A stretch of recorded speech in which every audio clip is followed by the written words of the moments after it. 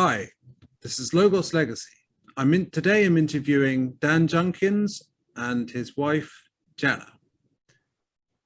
Dan Junkins is a storyteller and writer who emphasizes self-improvement, health, physically and mentally, alternative health, and more from a spiritual perspective. Dan and his wife, Jana, healed from severe challenges to their health, which in Dan's case was leukemia and in Jana's case was multiple sclerosis. Dan would not be here to talk to us now if he had not found a wellspring of inner strength and vitality within, a place within that is deeply spiritual. This became the foundation of his life transformation, healing, and his book, Peacock's Poison and Leukemia, A Life of Vibrant Health. So, how are you doing?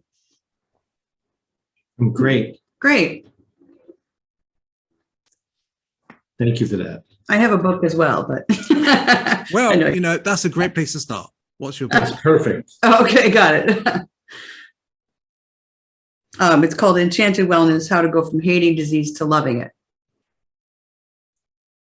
It's an interesting one, isn't it? Because if we've got a health problem, it might be tempted to be kind of angry at the fact that we've got it, like it's a curse. Exactly. But what's the effect on us of that mentality? Just causes more stress and more symptoms, or just more health problems, really. This is what it did for me. And how did you turn around your perspective?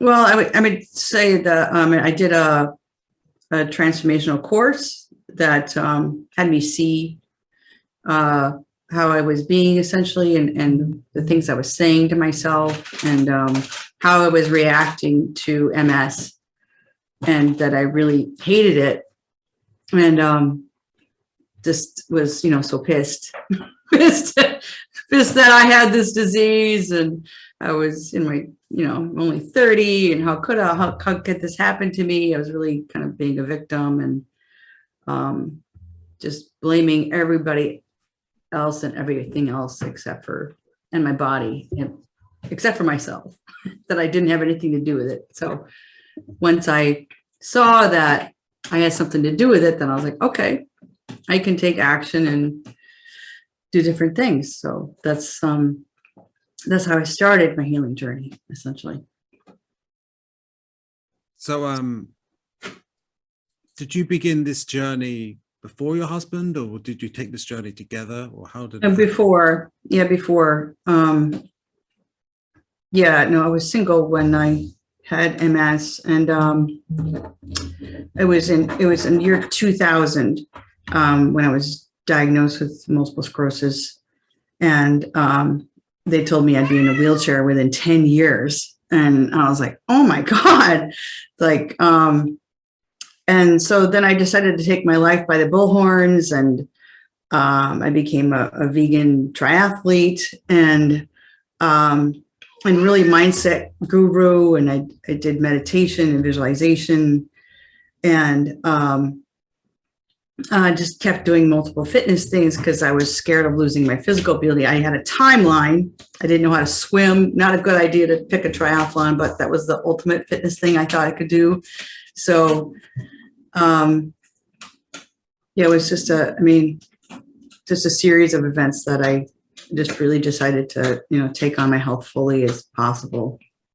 And it all worked eventually, not right away, but I did. I spent 8 years on doing the Western medicine route and taking drugs and poking myself with needles, and I was just getting worse and worse. And regardless of my fitness ability, or doing my fitness event endeavors, but it was invisible and mostly. I just pushed through. Our cat is going a little crazy, so you can see him climbing in the background. Anyway, sorry for the interruption, but that's King George. That's our cat. He's in charge, is he? Yes, he is. Yes, exactly. Right. So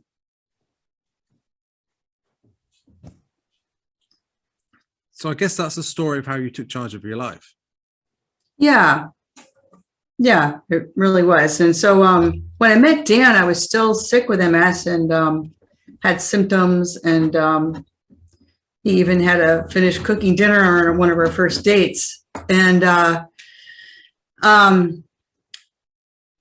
was in a leadership program, which was a transformational course. And I had an MS attack during this program, and I had a coach in the program, and I essentially, I was just going for a run one morning and I fell over, put my tennis shoes on, and I had complete dizziness and vertigo, and I couldn't function. So I called up my friend David, and I just said, David, I have this MS attack and it's complete vertigo. I can't do anything. I won't be able to lead the event tonight. And he's like, okay, do you realize that you're the one who's causing this?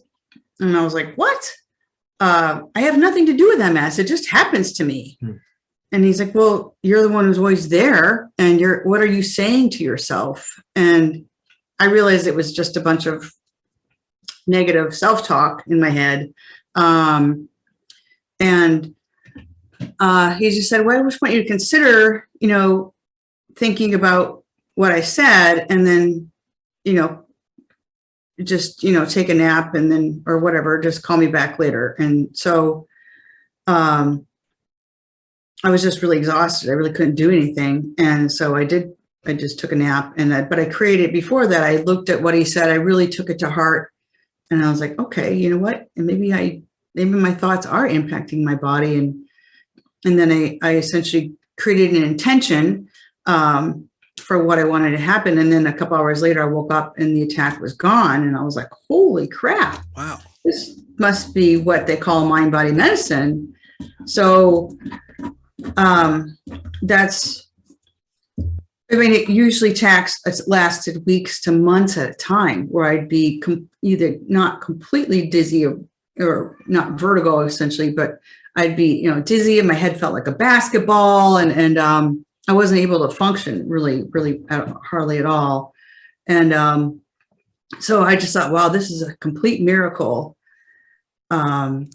If I could do that just by altering my thoughts and being present to what I was saying to myself, then I can take on healing from MS. And so that's what I did. I did my own healing program. Essentially, I went to a mind-body therapist at the Mind-Body Institute.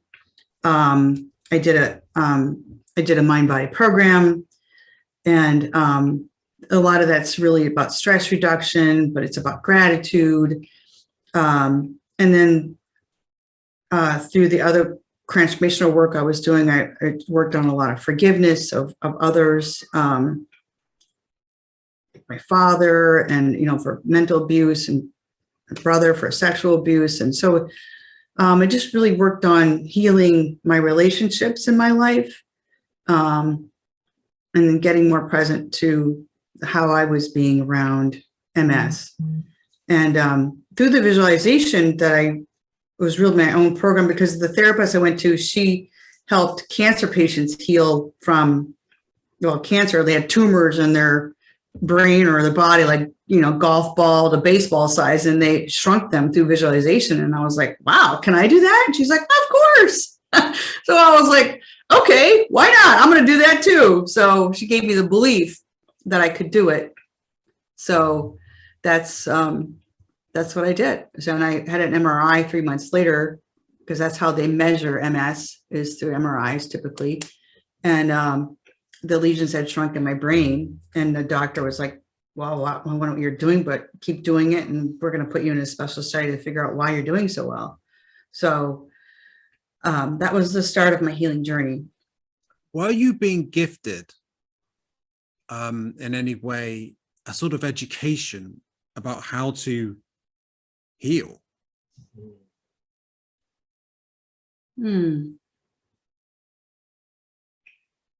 did you say, have I been gifted? Is that what you said? Or? Yes. Was that experience kind of an education about how to do healing?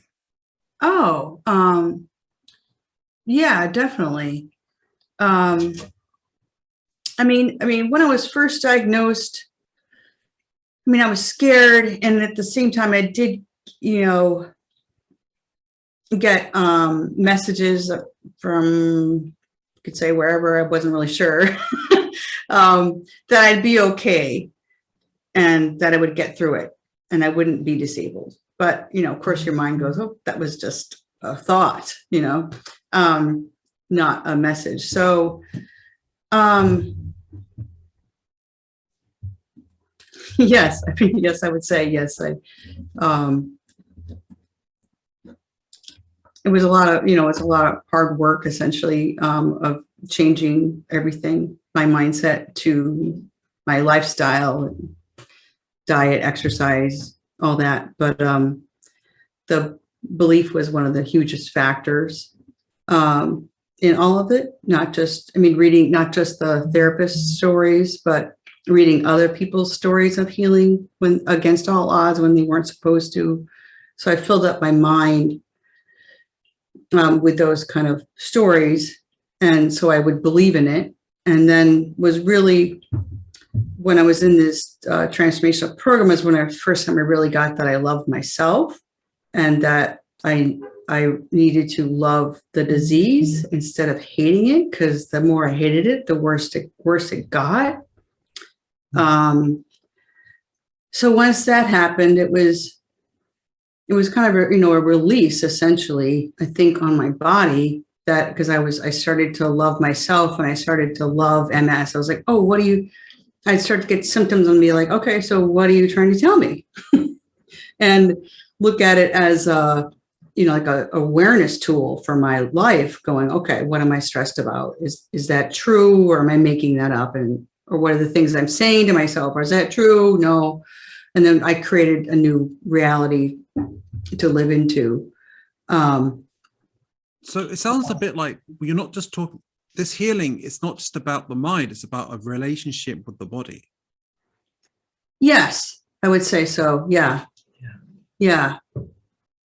Because your body's just trying to talk to you, and what's going on? Is it, are you surrounding yourself with chemicals? I did grow up on a farm and used to spray, bad sprays on my friend and I thought it was fun to spray the purple Roundup on each other, that kind of thing. I know, right? Anyway, but yeah, what's going on? Is it environmental stress? Is it life stress? Is it your nutritional stress? Is it, what is your body trying to say to you? And are you listening? That kind of thing is the biggest. I wasn't listening for a long time, for a decade. I wasn't listening. I just kept getting sicker and sicker. And yeah. Yeah, I guess that applies to a lot of things. Anyway, so Dan, you went through a journey of your own with your wife's help, about healing, right? And you had leukemia. So what's your story of healing? Thank you for asking. So Jana was diagnosed in 2000. We met in 2005. I was a long distance runner. I was working for a contracting company as a general manager and sales manager, and going along, doing my life, paying the bills, and really watching Jana's transformation into this triathlete who healed herself through mind body work. And it was fascinating to be a partner to. But I was also aware that I was not very happy in the job that I was in. It was not a job I was passionate about. My background is, my mother is an artist and my father was a poet and an English professor. So I was surrounded by the arts growing up. And really what for me was, I had this passion to be a writer, but I never thought I could be as good as my father or be an artist like my mother. So I kind of blunted that to just giving in and letting myself do jobs that paid bills. never thinking that I might do something that I'm passionate about that could also generate some kind of income. I was diagnosed in April of 2017 with acute myeloid leukemia. I'd spent a week with what I thought was just a really bad flu. I did lose like 25 pounds in a week. I wasn't eating. I had a pretty high temperature of 104, but I just read in the newspaper that during that week that the city of Boston, which is where we both live, in Massachusetts, had said that they were dealing with another flu epidemic. So I just assumed that's what it was. After about a week, I tried to go to work and I just was completely exhausted and just stayed in bed again. And that was when Jana really pushed me to go see a doctor. So I did. And the doctor said, "You are as white as a ghost. I want to test your blood." So I gave him a sample and then went home. And the next morning, I felt refreshed. Why? I think that it had something to do with the fact that I'd gone to see a doctor thinking, okay, I feel better now. White coat mentality. Yeah, right. And the interesting thing is just before I walked out the door to go to work, I received a call from the blood lab, from the head of the blood lab directly. And he said, "Are you Dan Junkins?" I said, "Yes." And he said, "You need to get to a hospital like now, like right now," because I've never seen blood levels so low. So Jen and I went to the hospital, and it was there that they shared with me that it appears I had leukemia, and they wanted to acute leukemia. And so it was a total shock to the system. I was stunned. There was no family history of blood cancers in my family. So it was at that point that they started to take many blood samples. And then in a couple of days, they recommended the strongest chemotherapy in the cancer world. So it was like shock after shock after shock. But then one of the things that sort of started to shift for me almost immediately was this recognition that, as shocking as it was to be diagnosed with leukemia, was that Jana had healed herself from multiple sclerosis. I mean, I was living with a partner that had done something extraordinary, who hadn't had any symptoms for almost 10 years. So I had that sort of feeling like she had, where she talks about how she said everything was going to work out. And I just had this sort of building feeling, sensation, experience of that everything was going to work out. And then the next thing that happened was similar to Jana, was that I had this mantra that started coursing through my brain and wouldn't stop until finally my mother visited me in the hospital with this beautiful journal that I could start journaling. And I immediately grabbed a pen and wrote it down. And the mantra was, and I have no idea where it came from, but it was, dive into uncertainty with courage and surround myself and everyone with love. That's so powerful. It really is. And I think that what profoundly impacted me was that it was almost a moment of like my past with being surrounded by my dad's poetry and my mother's artistry, that it just kind of was so authentic, and it just sort of bubbled up and came out and went down on paper, that it was like it was like this guiding force that just kept me going forward since then. And it's been an inspiration. But what it did do also is had me see work that as human beings, I think we live as if it's just day to day, moment by moment, but not realizing that we are stories, walking, living, breathing stories. And that the powerful thing is to realize that, is the recognition of that, like in reality, in real terms. And that provoked me into coming across this amazing story about peacocks. Now, I had read about this story probably about 7 or 8 years earlier, but it just triggered me to want to go back and remember it. I was remembering bits and pieces. So fortunately, I had my laptop in the hospital the night before my chemotherapy was going to begin the next day, and I finally found it. And it was a description of the different paths, spiritual paths within the Hindu religion. And it talks about dealing with a poisonous plant as a metaphor.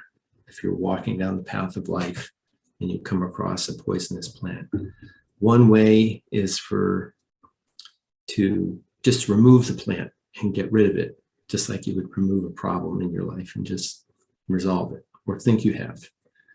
But that's just superficial. It's like the next path talks about removing not just the plant, but the root of the plant, just like you would get to the root of a problem. The third way was the way of doctors, where doctors could look at the poisonous plant and actually look at the poison as a way to convert to medicine. But the final way was the way that really impacted me at a deep level, and it's the way of the peacock. And the peacock, I had no idea about this, but peacocks kill and eat poisonous snakes and poisonous plants for sustenance, like dessert. And it provides them with the energy to create these beautiful, vibrant colors. So they eat and ingest the poison like it's food and sustenance in their life. And it was really profoundly moving for me, especially facing the chemotherapy the next morning and knowing how powerful and deadly it was. And I saw that the opportunity was to take it like the peacock as a metaphor. And it shifted things. I really lightened up quite a bit. It was like if Jana could handle this, I can handle this. So you became a peacock. I did.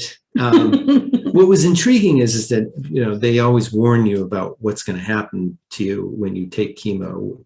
They talked about losing your hair. They talked about losing weight. They talked about losing your smell, losing your taste, and that for some people, it may never come back.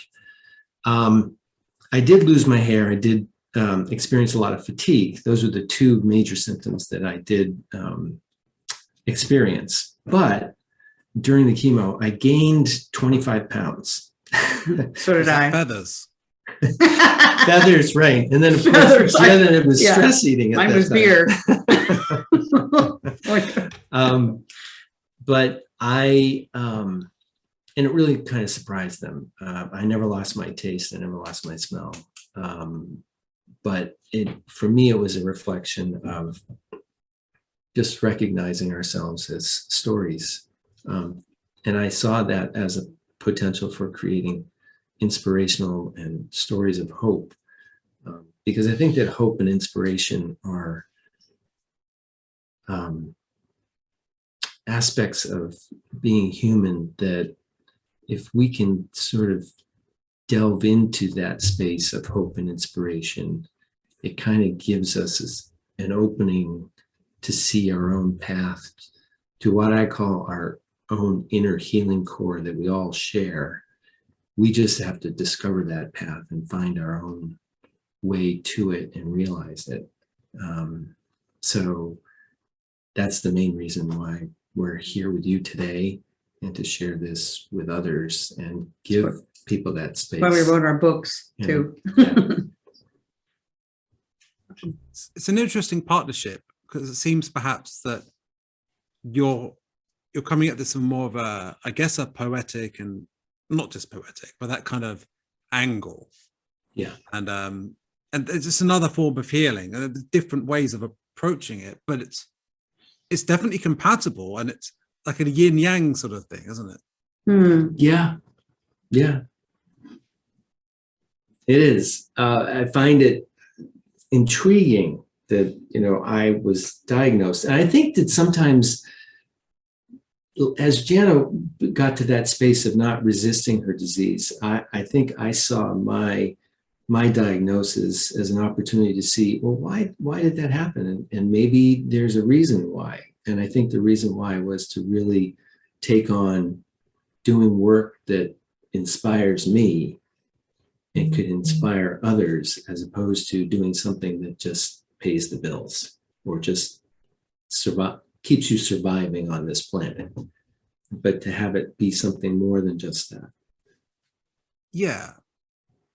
What do you think of the idea of, some people say that you can transform a job that you don't like by transforming how you look at it. So for some people, they might want to do something they're truly passionate about. For other people, they might want to transform, or maybe if they experience their job as a poison, they can turn that into something better. So I guess it depends on one's life path, maybe. Yeah, how you look at it. That's a good, great reminder. You can transform. That's a great reminder. So, we chose our own way, and others can actually flourish in a job that they may not consider. But just the how you look at it, anything is that's brilliant. Thank you for that. That's really great. That's a great contribution. I heard about this guy who worked in an airport, one of these international airports, in the toilets. He just cleaned toilets, and he hated his job. And one day he decided that there'd be the cleanest airport toilets in the whole world. And he decided that, it'd be absolutely excellent. And I guess he fell in love with that idea. And amazing. Wow. That's what happened. Wow. That's pretty cool. That's very inspiring. I love that we can take the most what we would consider menial or, not great, into something that it inspires and moves him. Is it actually the same thing, what you two did, just a different way of doing it? Yeah, that's true. Yeah. That the stories of healing could actually relate to each and every day in some moment, or every moment that we're living, and seeing it as precious. Yeah, what can you be grateful? I mean, that's where the gratitude comes from. And that's one of the keys in mind-body medicine. They have you look at what are you grateful for, and then about your life, and then you can translate that to your body as well, which is really powerful. Right. So if you were to describe it as a whole, kind of integrating what you've learned from each other, I guess, like what is the how do you heal and get in touch with yourself in a holistic way? I think it starts with mindset.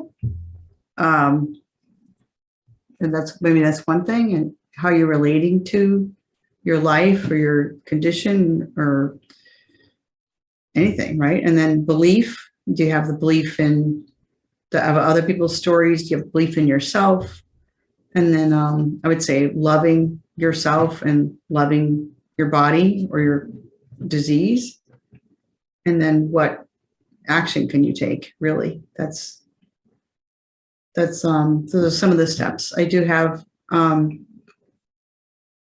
I'm doing a pre-launch for my book, which is launching in February 1st. And when people sign up for my pre-launch news or email, then they get 4 mindset hacks to improve your health. And those are some of the keys that I've shared in my journey. Well, yeah, I think that Jana's pointing to something that I found intriguing, is that one of the discoveries is seeing ourselves in whatever the situation might be. Like for me, it was a lot of mental stress.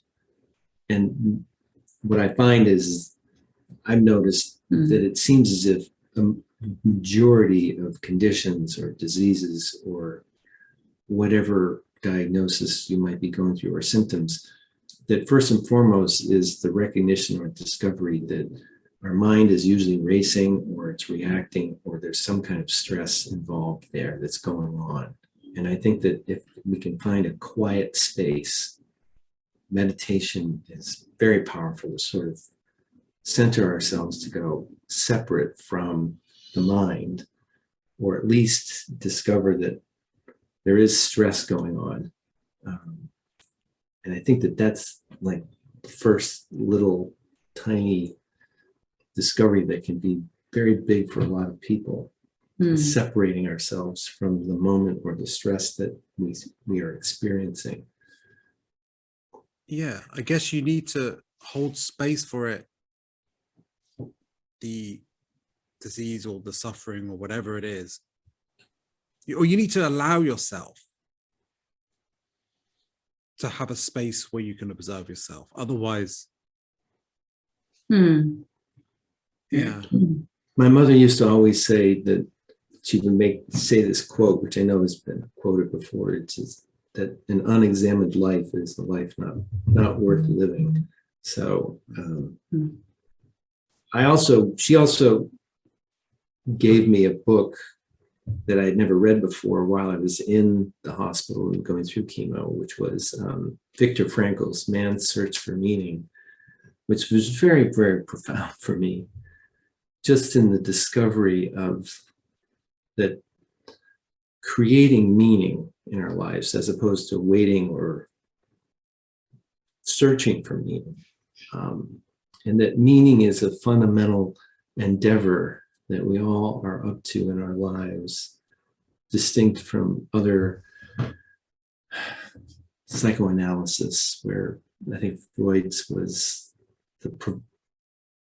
understanding meaning was more about power or more about pleasure.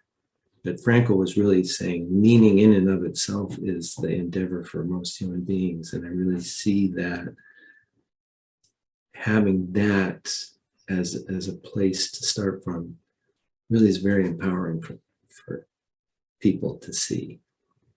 Yeah, I guess it can't be something out there. It has to be within us, right? Yeah. Yeah.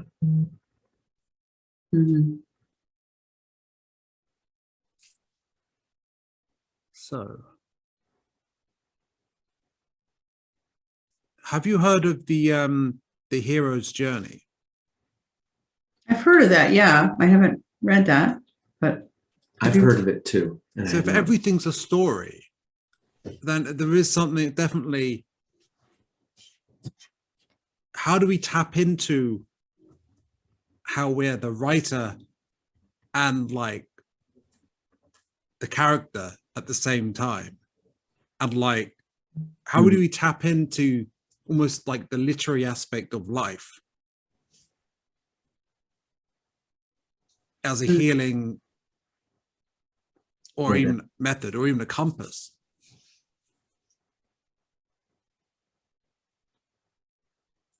I think it's different for everybody. We've shared our stories today, but that's a great question to ask. And I think that one way is, the way that worked for me was really surrounding myself with inspirational stories left and right, reading them, listening to a daily song. It was actually another practice I took on when I was there, which was posting daily songs on my Facebook page. Your friend started that, right? I started it actually. Oh, and really? Then he took it on. Oh, okay, got it. Okay. So, yeah. Well, that's the story. That is. It is. And then community is important too. That was especially when I had MS. I was involved in a lot of fundraising for MS, but the biggest communities I was involved in was biking, because I used to cycle and raise money for MS that way, and even rode in the Swiss Alps, which was quite a journey. But the communities are really important, because I remember when I mean, at first, for years, I was quiet and didn't say a thing when I had MS, and didn't even tell people because I was afraid I'd get fired from my job. And then after I did some, transformational work, I realized I needed to share with people what was going on. So then I started, like, with just a group of friends. Like when I was experiencing symptoms, I would just reach out and say, "Hey, I'm experiencing some bad symptoms. Would you please send me some healing vibes," or things like that. And it seemed to work. It seemed to really help, actually. Anyway, I know the power of prayers is proven in some aspects, but I think the communities are really important. And so when Dan was in the hospital with chemo, I reached out to a few different communities that we were involved in, and just kind of, I did my own PR campaign because I was in PR, and getting everybody, to come visit him, to cheer up his mood and things like that, just to be in communication with our community. So that was really powerful. And I mean, people came out in droves. I mean, I had a cleaning crew because they was like, "Your home needs to be as clean as a hospital." I was like, "What? I can't do that by myself." And so and then a food crew, or people helping out cook food, because the hospital food is definitely not very nutritious. So, and I couldn't make all the food myself. So it was just, like teams of people helping out in different ways, and visiting, and it was really powerful.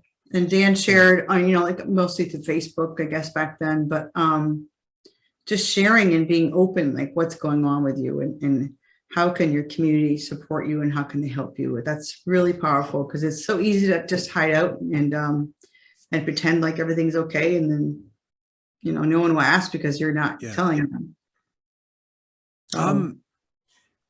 Both your stories are very inspirational, and Dan did mention inspiration, and I feel like asking, what is the role and the power of inspiration? I think, and this may sound strange to some people, but I personally think that you have to find a place to love yourself. And I think that when one can really love yourself, you can really then love others. But it takes something to sort of get in that space. And I think love and inspiration almost go hand in hand. I know for me, Jana's outreach program,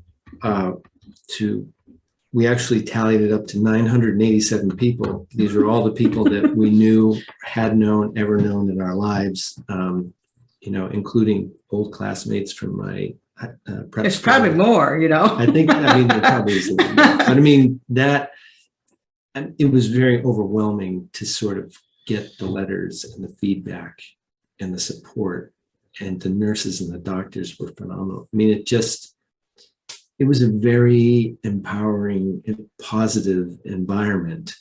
And I think that it's a contextual conversation to get into that space. Most people find it that they don't want to talk about it. And there were a lot of people in the ward that I was in the hospital that just were reserved and didn't want to say anything. So I was kind of doing the opposite thing. And I think inspiration, it really gives you hope. And whatever you're dealing with it, that's missing especially when you're first diagnosed with any kind of condition. Mm-hmm. They're like, "Oh, here, take this drug or do nothing." They don't tell you and then they might say you're going to be disabled within 10 years, or they might say something to you, and that's just in their protocol to say things like that. Whereas I've heard other people, they're diagnosed and the doctor's like, "You're going to be fine. You're going to be fine." And they were fine. It was like, wow, that's amazing. So, but inspiration it really gives people hope to, give them the belief that they can do things themselves outside of what's expected in the normal world, essentially. Yeah. That makes sense. Also, I have a sense that perhaps love and inspiration lead to each other. Yeah. You can find love through inspiration. You can find inspiration through love. Yes. Like, Yeah, that for makes example, yeah, I mean, if you're trying to write poetry and you're just like in a negative place mentally, like you're not going to get that inspiration.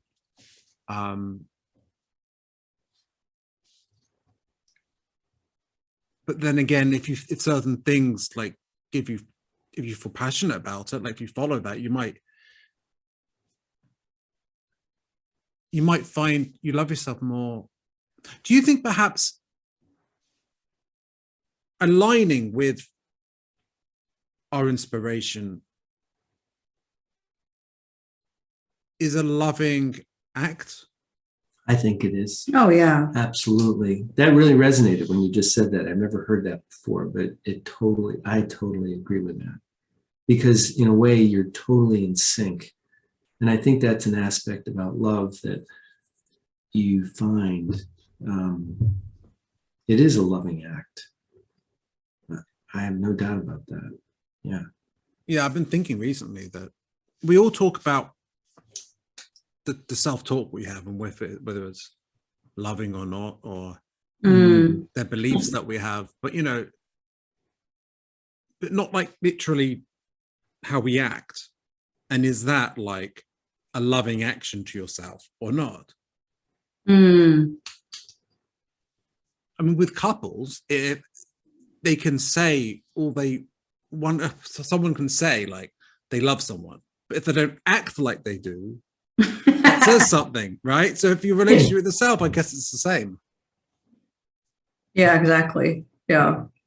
If you're being mean to your partner, or if you're being mean to yourself, it's the one and the same. It's both abusive in some way, shape, or form. And your mind is not your friend. Don't go in there alone. Outside of meditation, that's a little different, but have a mantra or something to focus on, right? At least something, for your breath or whatever form of meditation you use. But just be present to how you're being with yourself and with your family and friends and partners, and all has an impact. Is it about listening? Yeah, that's one part of it. Yeah, listening to yourself, listening to others. I think that act of listening can manifest in different modalities. The hospital actually was pretty forward thinking in some ways, because they offered a volunteer service, which was Reiki volunteers who would come in and do Reiki twice a week. And it was profound for me. I had done Reiki years earlier, and I thought it was a bunch of hoo-hoo. I didn't think much of it.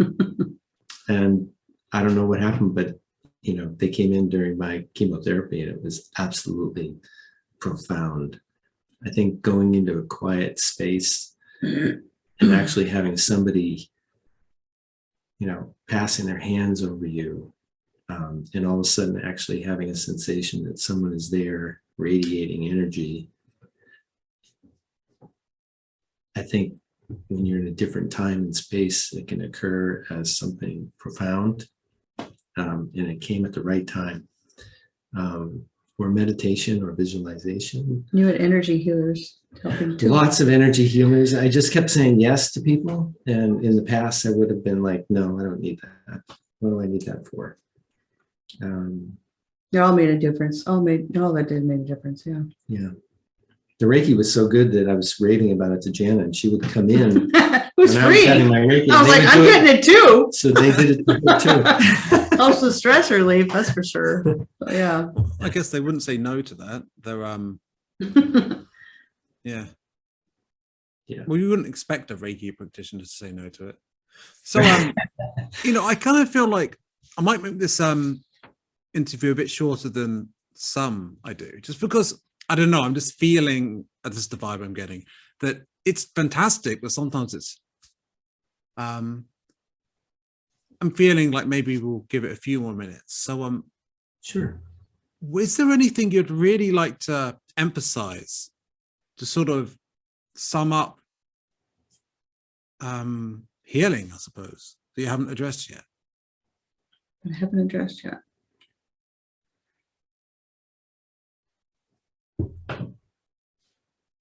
I mean,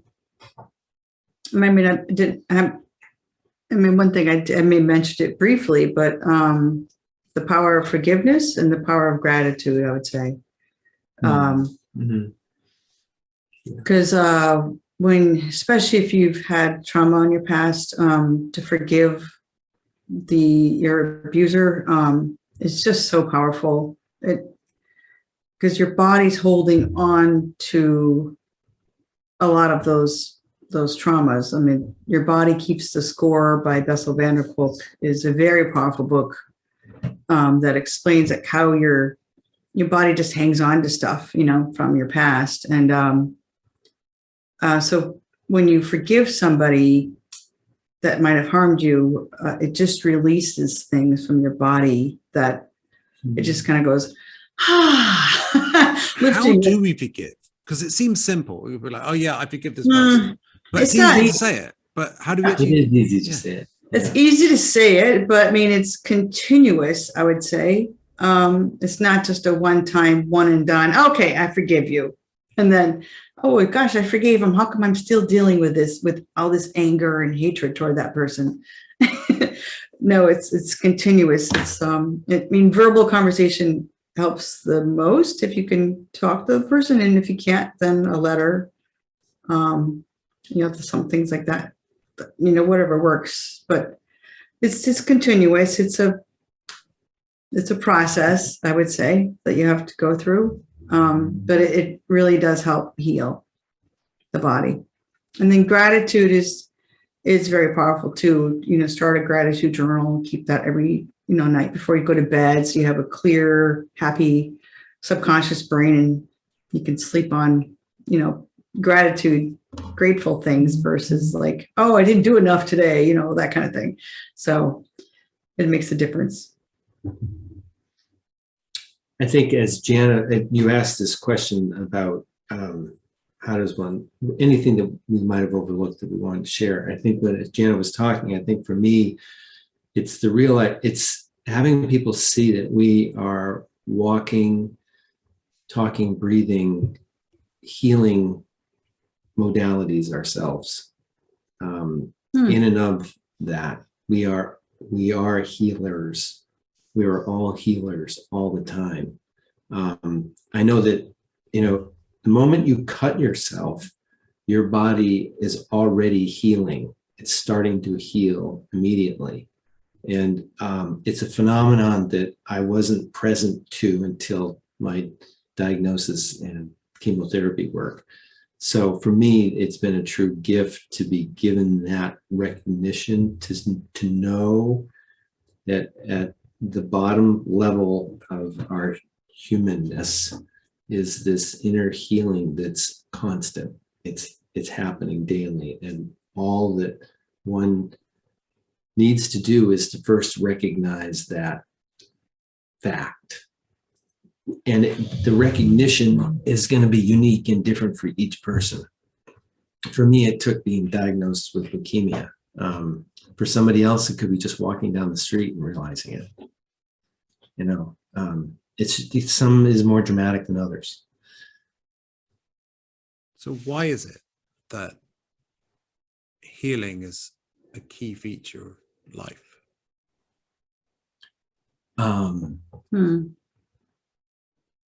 Great question. I think it could be whatever I give you now could be a different answer tomorrow. That's true. I think that right now, what's there for me is the key is that it's loving.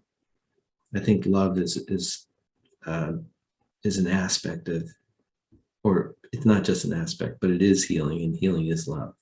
I was thinking the same thing, actually. Yeah. Yeah. If everything's love and love is healing, then of course we would heal. Hmm. Yeah. We Yeah. just got to love ourselves. That's where it starts. That's where right. it starts. Yeah.